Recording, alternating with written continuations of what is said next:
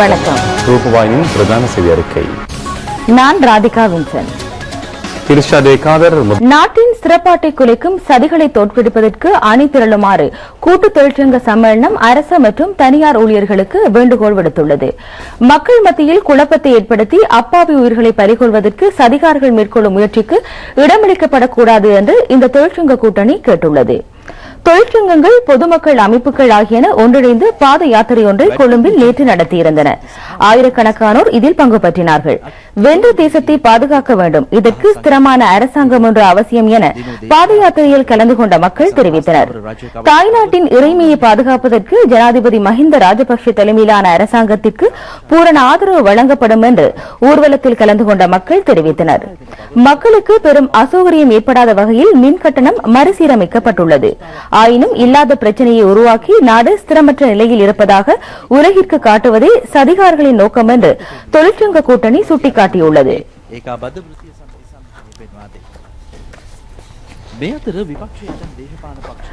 இதேவேளை எதிர்க்கட்சியைச் சேர்ந்த சில அரசியல் கட்சிகளும் நேற்று ஊர்வலம் ஒன்றை ஏற்பாடு செய்திருந்தன. மின்சார நெருக்கடி என்ற போர்வையில் இது ஏற்பாடு செய்யப்பட்டிருந்த போதிலும் அரசாங்கத்தை கவிழ்க்க வேண்டும் என்று ஊர்வலத்தில் சென்றோர் சுலோகங்களை கோஷித்தனர். இவ்வாறான ஆர்ப்பாட்டங்களின் நோக்கம் நாட்டை இரண்டாக பிரிப்பதாகும் என்று தொழிற்சங்க கூட்டணி சுட்டிக்காட்டியுள்ளது. வெளிநாட்டு டாலர்கள் மூலம் இயங்கும் அரசு சார்பற்ற அமைப்புகள் இந்த ஊர்வலத்திற்கு அனுசரணை வழங்கியிருப்பதாக கொழும்பில் இன்று நடைபெற்ற ஊடக சந்திப்பில் தெரிவிக்கப்பட்டது.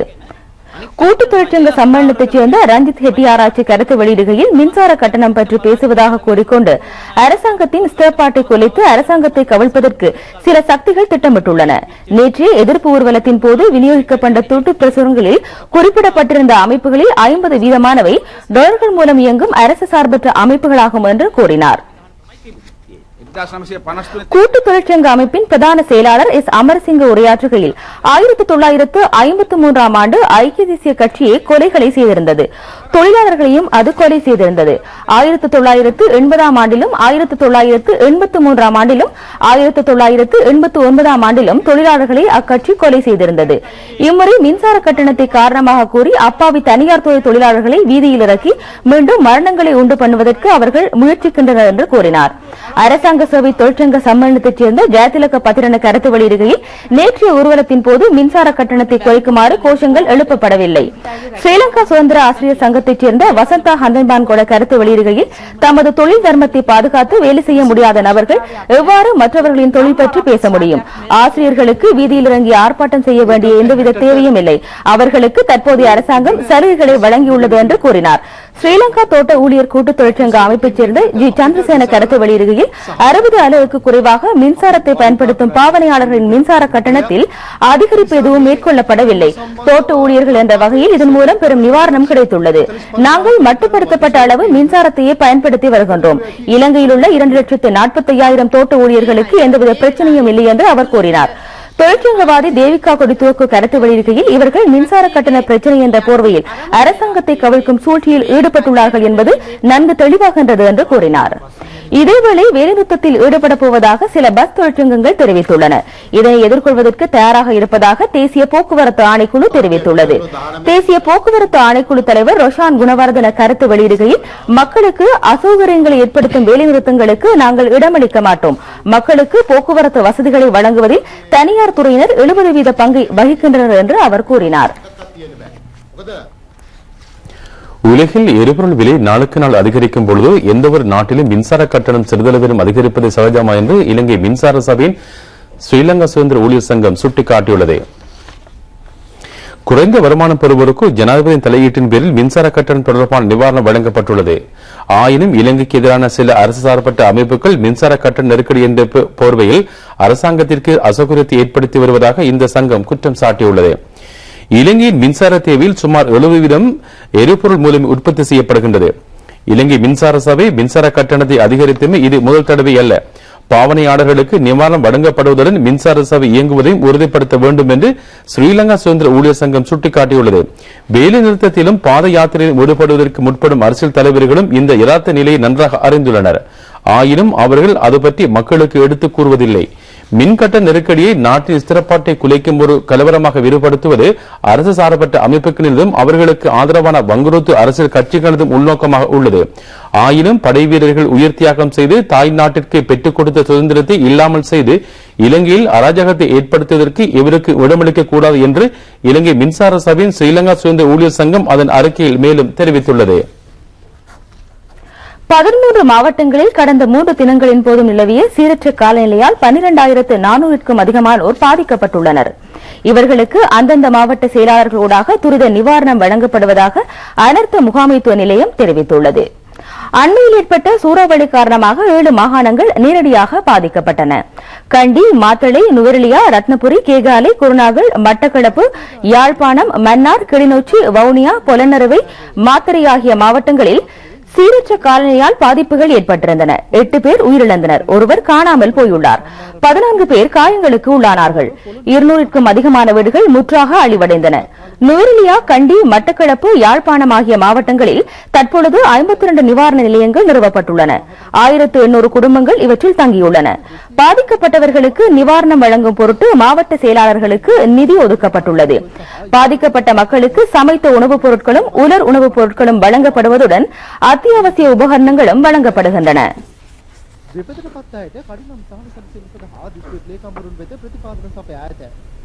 ජනතාවට පිසු ආහාර සහ දියලි සලාක සැපීමට අමතරව අවශ්‍ය මූලික උපකරණද පිරිනැමේ. ஹட்டன், வட்டவளி ஆகிய பிரதேசங்களில் வெள்ளத்தினால் பாதிக்கப்பட்ட வீடுகள் தற்பொழுது துப்புரவு செய்யப்பட்டு வருகின்றன. லக்ஷபான ராணுவ முகாமைச் சேர்ந்த படை வீரர்கள், வட்டவளி, நோட்டன்பிரிட்ஜ், ஹட்டன் ஆகிய போலீஸ் நிலையங்களைச் சேர்ந்த உத்தியோகத்தர்கள் ஆகியோர் இதில் ஈடுபட்டுள்ளனர். இடம்பெயர்ந்த 165 குடும்பங்களுக்கு துரித நிவாரணம் வழங்கப்பட்டுள்ளது. நுவரெலியா மாநகர சபையும் அனர்த்த முகாமைத்துவ நிலையமும் இந்த பணியில் ஈடுபட்டுள்ளன. இடம்பெயர்ந்த மக்கள் வட்டவளை தமிழ் மகா வித்தியாலயத்தில் தங்கியுள்ளனர். இவர்களுக்கு சமைத்த உணவு வழங்கப்படுவதாக மாவட்ட செயலாளர் டிபிஜி குமார் ஸ்ரீ தெரிவித்துள்ளார். பல கிராமங்களுக்கான மின் விநியோகம் துண்டிக்கப்பட்டிருந்தன. தற்பொழுது அங்கு திருத்த வேலைகள் இடம்பெற்று வருகின்றன. ஹட்டன் நோயா பெருக்கெடுத்ததால் ஹட்டன், வட்டவளி ஆகிய பிரதேசங்களின் தாழ்ந்த பகுதிகள் வெள்ளத்தில் மூழ்கியிருந்தன. அரசு சேவையில் இணைத்துக் கொள்ளப்பட்ட பெரும்பாலான பட்டதாரிகளுக்கு இம்மாத இறுதிக்கு முன்னதாக நிரந்தர நியமனங்கள் வழங்கப்படும். இவ்வாறு நியமனம் கிடைக்கப்பெறாத பட்டதாரிகளுக்கு பயிற்சி பூர்த்தி செய்த காலம் முதல் நடைமுறைக்கு வரும் வகையில் நிரந்தர நியமனம் வழங்கப்படும் என்று அமைச்சர் ரஞ்சித் சேமலாபிட்டிய தெரிவித்துள்ளார். பட்டதாரிகளுக்கு நிரந்தர நியமனங்கள் தொடர்பாக ஊடகவியலாளர்களுக்கு தெளிவுபடுத்துவதற்கான நிகழ்வின் போது அமைச்சர் நேற்று இந்த விடயத்தை குறிப்பிட்டார். මාස අවසාන වෙනකොට මෙයින් 30000ක් ස්ථිර සේවයට බඳවා ගන්න පුහුණුවට පැමිණ වර්ෂය සම්පූර්ණ වෙන බොහෝ දෙනෙකුට මේ මාස අවසන් වන විට ස්ථිර රාජ්‍ය සේවයට ඇතුළත් වීමේ වරම ලැබෙනවා. යම් අයෙක් අවුරුද්ද සම්පූර්ණ වන විට රාජ්‍ය සේවයේ නිශ්චිත සේවයකට අනුයුක්ත නොවී තිබුණොත් උට අය අනුයුක්ත වූ විටයි. ராணுவ வீர நினைவு தினம் திருகோணமலை பெட்ரிக்கோட்டை 221வது ராணுவ தலைமை அலுவலகத்தில் சமீபத்தில் கொண்டாடப்பட்டது. இந்த நிகழ்வில் பிரதம அதிதிகளாக அரசாங்க அதிபர் டிடிஆர்டி சில்வா, கிழக்கு மாகாண ஆளுநர் ரியர் அட்மிரல் மகான் விஜய் விக்ரம, முதலமைச்சர் நஜீப் அப்துல் மஜீத், மாகாண அமைச்சர்களான எம்.ஏ. மன்சூர், எம்.எஸ். உதுமாலபே உட்பட பெருமர்கள் பலர் கலந்து கொண்டனர். படை வீரர்கள் நினைவு சின்னங்கள் வழங்கி கௌரவிக்கப்பட்டனர். மாணவ மாணவிகளின் கலை நிகழ்வுகளும் இடம்பெற்றன.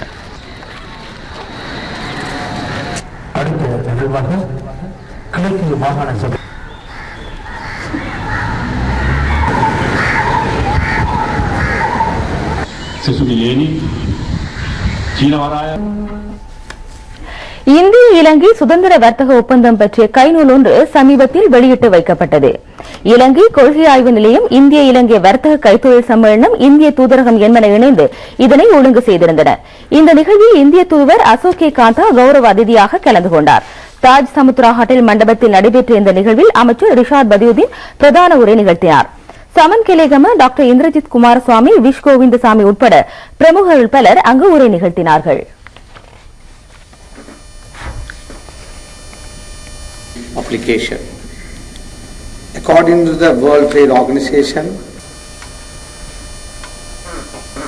we begin by thanking Honorable Minister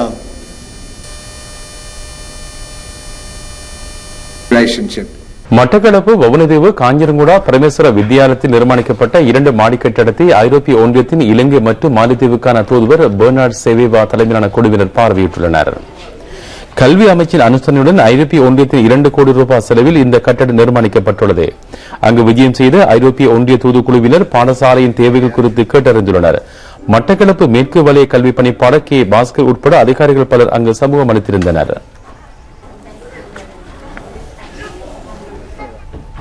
Batticaloa Kiran பிரதேச கல்வித்துறை அபிவிருத்தி தொடர்பான உயர்மட்ட மாநாடு ஒன்று சமீபத்தில் நடைபெற்றது.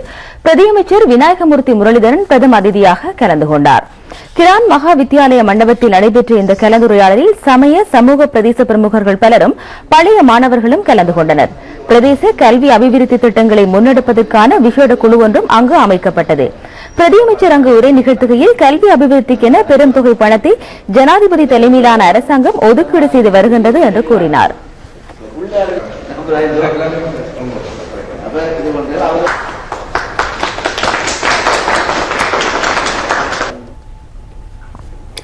இறக்குமதி செய்யப்படும் பால்மாவில் டிசிடி எனும் டைசைனமேட் உள்ளதா என்பதை கண்டறிவது கட்டாயமாக்கப்பட்டுள்ளது.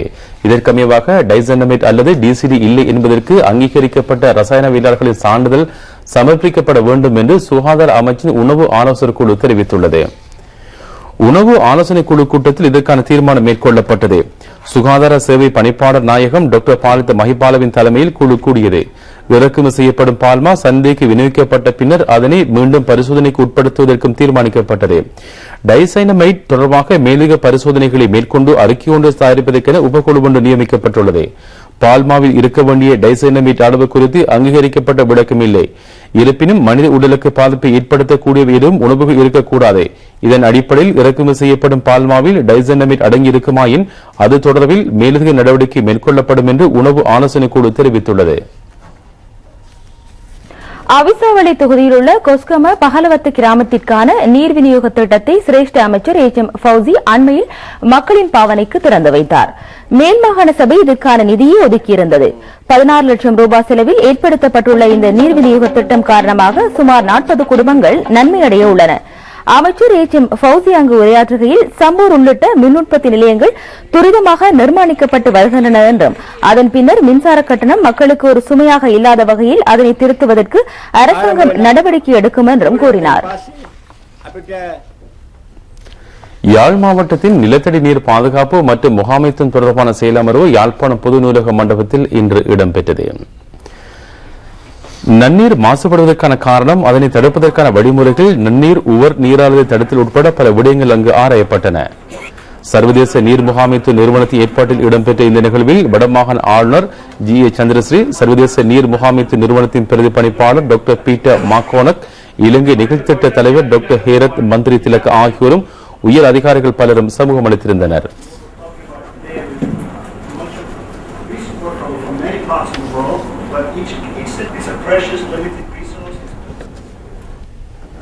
ஜனசவன வீடமைப்பு திட்டத்தின் கீழ் திருக்கோவில் மண்டான கிராமத்தில் ஜனசவன விரு கிராம வீடமைப்பு திட்டத்திற்கான அடிக்கல் நாட்டும் நிகழ்வு நேற்று நடைபெற்றது.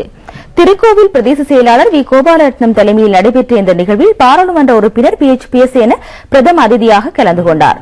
வீடமைப்பு நிர்மாணத்துறை அமைச்சரின் அம்பாறை மாவட்ட இணைப்பதிகாரி சுசின் சமன் சிங்க விசேட அதிதியாக கலந்து கொண்டு பயனாளிகளுக்கான ஆவணங்களை கையளித்தார்.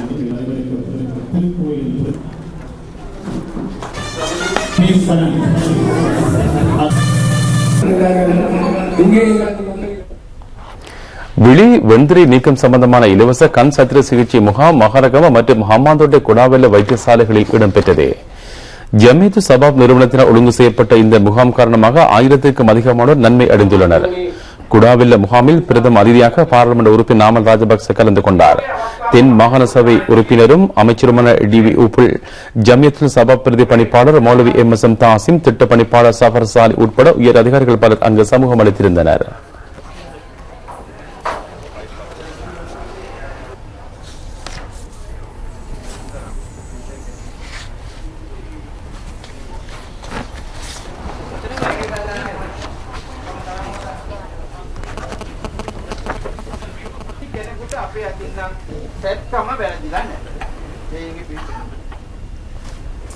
தேசிய படைவீரர் வெற்றி விழா எதிர்வரும் 18ஆம் தேதி கொழும்பு காலிமுத்தொடரில் நடைபெறும்.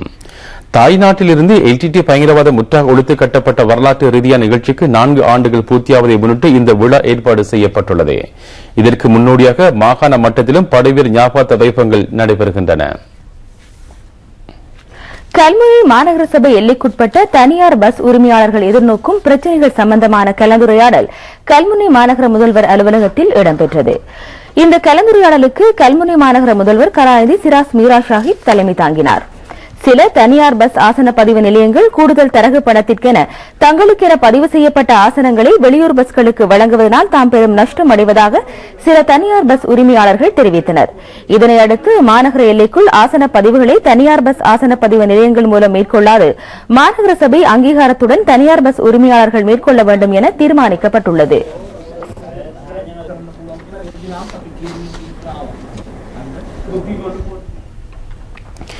இம்முறை புலிமை பரிசு பரீட்சைக்கு தோற்றவிருக்கும் மாணவர்களின் வசதி கருதி இலங்கை ரூபவாயினி கூட்டுத்தாபனம் நன்ன மிகிர என்னும் நிகழ்ச்சியை நாடளாவிய ரீதியில் நடத்தி வருகின்றது. இந்த வரிசையில் மற்றொரு கருத்தரங்கு இன்று கண்டி மகாமாய பாலிகா வித்யாலயத்தில் இடம்பெற்றது. ජාතික රූපවාහිනිය වගකීම. ඒ නිසා තමයි ජාතික රූපවාහිනිය තමන් වැඩසටහන සැලසුම් කිරීමේදී රටේ ජනතාව ලෙස ඔබව දැනුමින් සන්නද්ධ පිරිසක් බවට පත් කිරීම අරමුණු කරගනිමින් සියලු වැඩසටහන් අප නිර්මාණය කරන්නේ. එහි එක් පියවරක් විදිහටයි ජාතික රූපවාහිනිය අධ්‍යාපන වැඩසටහන ආශ්‍රය සංවිධානය කරන අධ්‍යාපනික සම්මන්ත්‍රණ මාලාව පිළිබඳව අපට හඳුන්වා දෙන්නට පුළුවන්කමක් ලැබෙන්නේ. මේ අවුරුදු අගෝස්තු මාසයේ පැවැත්වෙන පහවසර ශිෂ්‍යත්ව විභාගය කේන්ද්‍ර කරගනිමින් ඉලක්ක කරගනිමින් නැනමිහිර පහවසර ශිෂ්‍යත්ව සම්මන්ත්‍රණ මාලාවේ මහනුවර දිස්ත්‍රික්කයේ පවත්වන ප්‍රධාන සම්මන්ත්‍රණය මේ විදිහට අද උදේ සිට ජාතික රූපවාහිනිය මගින් අපට විටින් විට ඔබට විකාශය කරන්නට පුළුවන්කමක් ලැබුණා. සියලු දෙනා මේ සඳහා ආචාර්ය මණ්ඩල ප්‍රවීණ ආචාර්ය මණ්ඩල මේ සියලු දෙනාගේ දායකත්වය ඇතුව ඉතා ක්‍රියාශීලී වැඩමුළුවක් විදිහට මේ වැඩමුළුව අද දවස පුරා පවත්වාගෙන යන්නට පුළුවන්කමක් ලැබුණා. මේ සඳහා සහභාගී වෙන මහනුවර දිස්ත්‍රික්කයේ පාසල් ගණනාවක් නියෝජනය කරන පාසල් දරුවන් 1400කට වඩා වැඩි පිරිසක් ඔවුන් මෙවර ශිෂ්‍යත්ව විභාගය සඳහා සූදානම් කිරීමයි අපේ බලාපොරොත්තුව වන්නේ. ඒ නිසා පසුගිය විභාග ප්‍රශ්න පිළිබඳව සාකච්ඡා කරනවා වගේම අනුමාන ප්‍රශ්න පිළිබඳවත් සාකච්ඡා කිරීම මේ අරමුණක් බවට පත් වෙනවා. විශාල පිරිසකගේ දායකත්වයේ මත ක්‍රියාත්මක වුණු වැඩසටහන අනාගතයේදී ඔබේ ගම් පුරවරයටත් පැමිණීමට නියමිතයි. ජාතික රූපවාහිනිය බලාපොරොත්තු වෙනවා ලංකාවේ සියලු පළාත සියලු දිස්ත්‍රික් ආවරණය වන ආකාරයට මේ වැඩමුළු මාලාව පවත්වාගෙන යන්න. இலங்கை கிரிக்கெட் நிறுவன முக்கோண கிரிக்கெட் போட்டியில் ஒருங்கிணைந்த அணிக்கும் இலங்கை ஏணிக்கும் இடையில் நடைபெற்ற போட்டியில் ஒருங்கிணைந்த அணி வெற்றியீட்டியது. இந்த போட்டி கண்டி பல்லேகர கிரிக்கெட் மைதானத்தில் இடம்பெற்றது. முதலில் துடுப்படுத்தாடிய இலங்கை ஏ அணி 47 ஓவர் 4 பந்து வீச்சில் சகல விக்கெட்டுகளை இழந்து 211 ஓட்டங்களை பெற்றது. அசான் பிரியஞ்சன் 51 ஓட்டங்களையும் உதார ஜெயசுந்தர் 32 ஓட்டங்களையும் சிக்குகோய் பிரசன்ன 30 ஓட்டங்களையும் எடுத்தனர். பதிலுக்கு துடுப்படுத்தாடிய ஒருங்கிணைந்த அணி 40 ஓவர் 5 பந்து வீச்சில் 3 விக்கெட் இழப்பிற்கு 212 ஓட்டங்களை எடுத்து வெற்றி பெற்றது. திமுத் கருணாரத்ன ஆட்டம் இழக்காமல் 109 ஓட்டங்களை மஹேல உடவத்த 40 ஓட்டங்களை பெற்றனர்.